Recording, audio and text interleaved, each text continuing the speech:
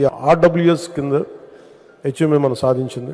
Jal Jeevan machine పథకం ద్వారా 2019 నుంచి 2024 వరకు ఇచ్చిన ట్యాప్ కనెక్షన్లను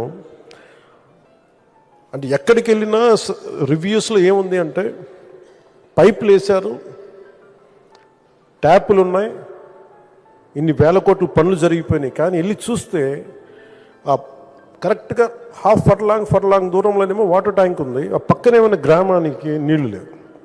పక్కనే సోర్స్ ట్యాంక్ ఉంది, అక్కడి నుంచి నీళ్ళు రావట్లేదు. పైపులన్నీ వేస్తున్నాయి. ఏమని అడిగితే సమాధానం లేదు ఎవరి దగ్గర.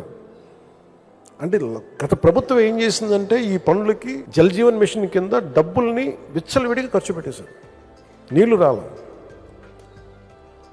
మన పింఛా డ్యామ్, మన అన్నమయ్య పింఛా డ్యామ్ గురించి నేను వెళ్ళి పర్యటనకి తిరిగి వస్తూ ఉంటే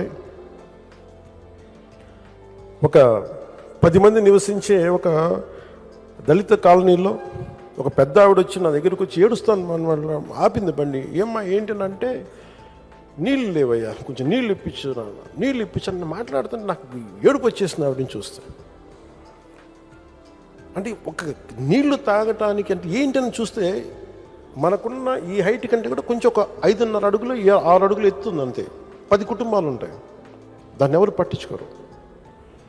నేను వెంటనే దాన్ని తీసుకొని పర్సనల్గా వ్యక్తిగతంగా మన ఆఫీస్ ద్వారా డిప్యూటీ సీఎం ఆఫీస్ ద్వారా కూర్చోబెట్టి పంచాయతీరాజ్ అధికారులతో మాట్లాడి సరిగ్గా 10 రోజుల్లో లెస్ దెన్ 7-8 డేస్లో వాళ్ళకి తిరిగి నీటి సరఫరా చేయించడం జరిగింది. అలాగే పల్స్ సర్వే నిర్వహించాం. అసలు ఎన్ని కనెక్షన్స్ ఉన్నాయి, ఎంత నీళ్ళు వస్తున్నాయి, దాని మీద ఒక పల్స్ సర్వే చేసాం. సర్వే చేయబడ్డ మొత్తం కుటుంబాలు 87.47 లక్షలు. ట్యాప్ కనెక్షన్ ఉన్న కుటుంబాలు 53.80 లక్షలు. ట్యాప్ కనెక్షన్ లేని కుటుంబాలు 28.66 లక్షలు. ఇవన్నీ కూర్చోబెట్టి అసలు ఏ పనులు పనిచేస్తామని చెప్పి టోటల్గా కొత్త యాప్ని ఒకటి డిజైన్ చేసాం.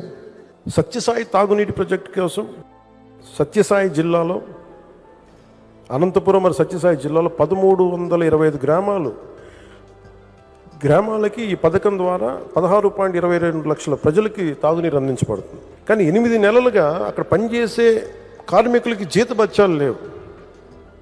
ప్రభుత్వం ఏర్పడిన వెంటనే వాళ్ళకి జీతభత్యాలు అయితే వాళ్ళు గత ప్రభుత్వం 8 నెలలుగా ఇవ్వలేదు, భరించారు.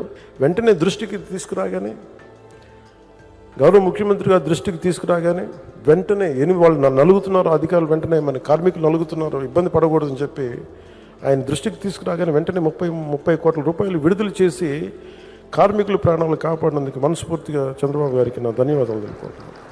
గ్రామీణ నీటి సరఫరా మరియు పారిశుద్ధ్య శాఖతో నిర్వహింపబడుతున్న 112 నీటి నాణ్యత పర్యవేక్షణ ల్యాబొరేటరీలో పనిచేస్తున్న ఉద్యోగులకి 4 నెలలు పెండింగ్ జీతాల నిమిత్తం 4.17 కోట్లు విడుదల చేసి 526 మందికి ఉద్యోగుల సమస్యని పరిష్కరించడం జరిగింది.